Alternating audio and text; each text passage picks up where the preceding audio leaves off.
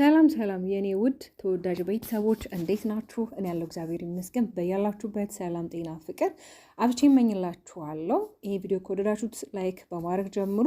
እንዲሁም ሀሳብ አስተያየታችሁ ኮሜንት ላይ አስቀምጡልኝ። ዛሬ እየተፈጠሩ ያሉት ነገሮች በጣም የሚያስደስቱና ነገሮች ወደ መስተካከል ደረጃ ላይ እየደረሱ እንደሆነ እንግዲህ በሚደርሱን ወይም ደግሞ እነሱ በሚያቀርቡልን ቪዲዮዎች እያየን ነው። የመጀመሪያው ቅድም ላይ እኔም ቪዲዮ ፖስት አድርጌላችሁ ነበረ። ሜሪ መምጣቷ እንግዲህ አብዛኞቻችሁን አስደስቷችኋል።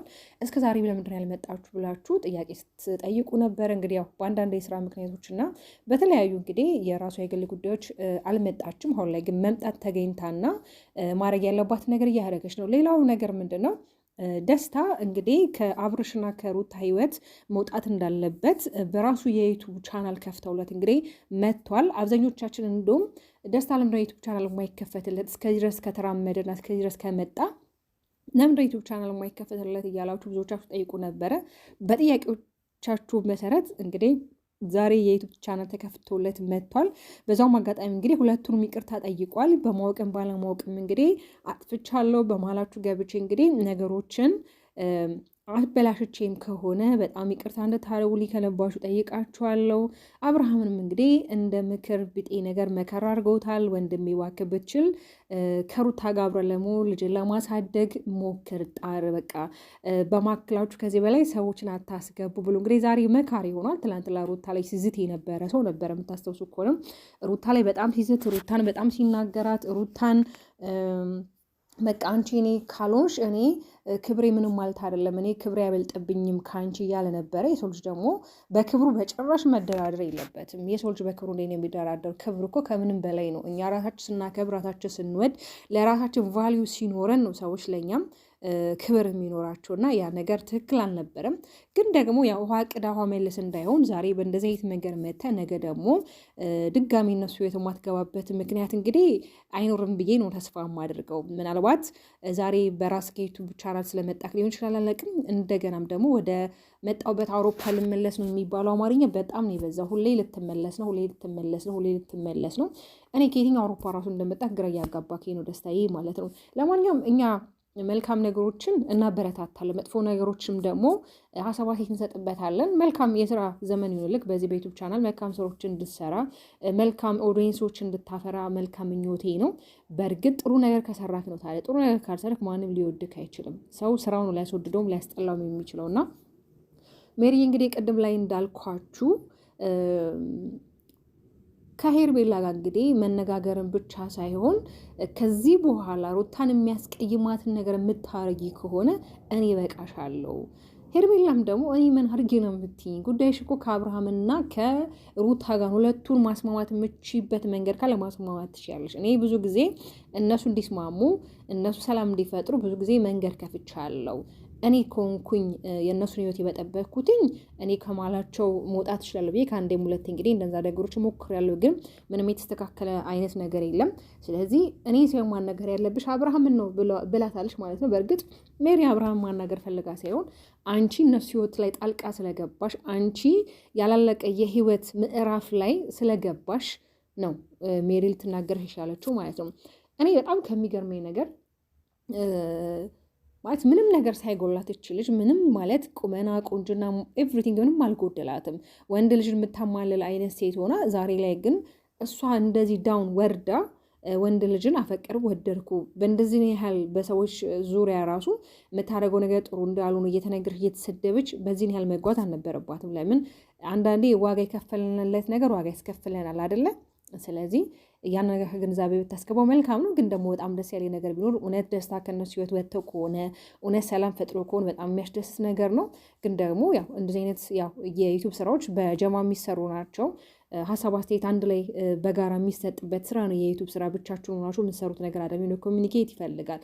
ግን ደግሞ ዛሬ ላይ ሰላም ትፈጥሩ ነገ ደግሞ የሆነ ብጥብጥ የምትፈጥሩት ነገር አለ። ያ ነገር ባይሆን ነው በቃ። አሁን ኦዲየንስ በጣም እየተሰላቸ በጣም እናንተን የሚወዳችሁ ከልጅ እስከ አዋቂ የሚከታተላችሁ ሰዎች አሉና እናንተን የሚጠብቋችሁ ሌላ ሌቭል ላይ ነው። እናንተ ግን ወርዳችሁ የምትገኙት የማይሆን ነገር ላይ ነውና በተለይ ደግሞ በቃ ሩታ ላይ ጫና አታብዙባት። በቃ የተለያዩ ስራዎች ላይ ሩታ ናት በቃ የሆነ ካራክተሯ የሆነ በቃ አክተሯ እሷ ናት። የሆነ ቦታ ላይ በቃ እሷ እንድትተውን እሷ እንድትሰደብ እሷ በቃ አይደለ ሰዎች እንዲጠሏት የምታደርጉበት ነገር አለና እንደዚህ አይነት ነገር ባይሆን መልካም ነው። ሩትዬም እንግዲህ ከዚህ በኋላ በቃ ማለት ለማን ፊት አትስጪ ማለት ለማን ፊት አትስጪ ስልሽ ይሄ የመጣውን ሁሉ መቀበል የለብሽ። የመጣውን ሁላ ካሜራ ደቅኖ ሀሳባችን ከአንቺ ጋር የሆነ እንዲሟገት አታርጊ። በቃ የአንቺን ህይወት የምትኖሪው አንቺ ነሽ። ማንም አይደል ሊኖር የሚችለው።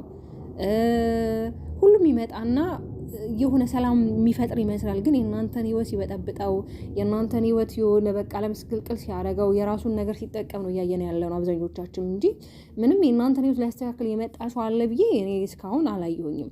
በቃ ሁሉም የራሳቸውን ነገር ነው አብካክቶ የሚሄዱት። በተለይ ምናልባት ይሄ የአብርሽ ወንድሜ የተባለ ወይም ደግሞ የአብርሽ ያጎት ልጅ ምናምን ነገር ማለት ነው ሪል ትክክለኛው ነገር እሱ ምናልባት በቃ አሉ ከሚባሉ ከነሱ ከጀሞ አንዱ በቃ ጥሩ ነገር መቶ ሀሳብ ሼር አድርጓል። ከሄርሜላ ጋም ከሩታ ጋም የሚያደርጉት ነገር መልካም እንዳልሆነ ጥሩ እንዳልሆነ ቆም ብለው እንዲያስቡበት፣ ወጣትነት በጣም ፈታኝ እንደሆነ፣ ትዳር ምን ማለት እንደሆነ በቃ ማስረዳት ባለበት መንገድ አስረድቷቸዋል። ሌሎቹ ግን ይመጣሉ አብኩተው ሌላ ሰው እንዲጋግሩ ነው አድርገው የሚሄዱት እና እንደዚህ አይነት ነገር ባይፈጠር ጥሩ ነው። ሩታዬ በጣም ጀግና እህቶች አሉች፣ በጣም እንቁ የሆኑ የሚወዱሽ ፋሚሊዎች አሉች እና ልትኮሪ ልትደሰች ነው የሚገባው።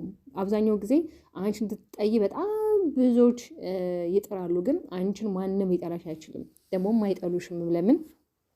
አንቺን የሚወዱሽ ካለምንም መስፈርት ነው። ለምን? እናቅሻለን ከመጣሽ ጀምሮ ቢያንስ አብርሃም ህይወት ላይ እንኳን ስትገቢ እኮ አብርሃም ምንም የሌለው የሆነ በቃ አይደለ ፊዚካሊ እንኳን እንደዚህ ያልነበረ ልጅ ነው እንዴ ይቺ ልጅ ምን ዋይታ ወደደች እስከምትባይ ድረስ። ግን ፍቅር ምን እንደሆነ በተግባር ያሳይሽ፣ ፍቅር ምን እንደሆነ መሬት ላይ አውርደሽ ያሳይሽ እንቁና አነስት ሴት ነሽ እና አሁንም ቢሆን እግዚአብሔር አምላክ መልካም ነው። አለቀ ደቅቅ የተባለ ነገር ላይ እስትንፋስን የሚቀጥል አምላክ ነው እና አሁንም ቢሆን ስለወለዳችሁ ተለያይታችኋል ማለት አይደለም። ማለት ስለወለዳችሁ ተለያይታችኋል ስላችሁ በቃ ወልደው ተለያይቷል እንዲባል አንፈልግም።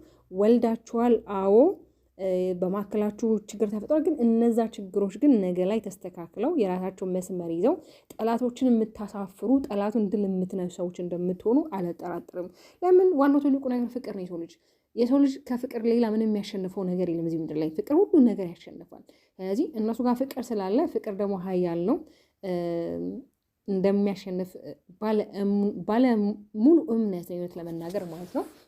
እንግዲህ አሁን ላይ ሩቲና የአብርሃም ህይወት እንግዲህ የተስተካከለ ይመስለኛል። ያው ጦርነቱን ቢጀመር በተለይ አሁን ሜሪ እንግዲህ የመጣችበት መንገድ እንዳለ ሆኖ ነገ ዳኒ ይመጣል፣ ከዛ ጽጌ ትመጣለች። ነገሮች በቃ የሆነ ምስቅልቅል ማለታቸው አይቀርም። ኦፍኮርስ እንደዚህ አይነት ነገሮች ይፈጠራሉ። ግን ሆኖም ሳለ ደግሞ ቢያንስ አሁን ላይ መንገድ እየያዘ ነው፣ የሆነ ስቴፕ እየያዘ ነው፣ አንድ እርምጃ እየተራመዱ ነው እና ሩታ አላጠፋችም አንልም። ያጠፋችበት የተወሰነ ነገር ቢኖርም ግን እሷ አንድ ነገር ባጠፋችና እሷ አንድ ነገር ባረገች ቁጥር እንዴት ነው በቃ እሷ ላይ በጣም ነው የሚገነው። አብርሃም ግን ምንም ነገር ቢያደርግ ወንድ ነው የሚባል ነገር አለ። በኛ በሀበሻ ኮሚኒቲ በቃ ወንድ ልጅ ኖርማል ነው እንዲህ ሲያጠፋ፣ ወንድ ልጅ የሆነ ነገር ሲያደርግ በቃ ኖርማል ነው። እንደዛ መሆን የለበትም።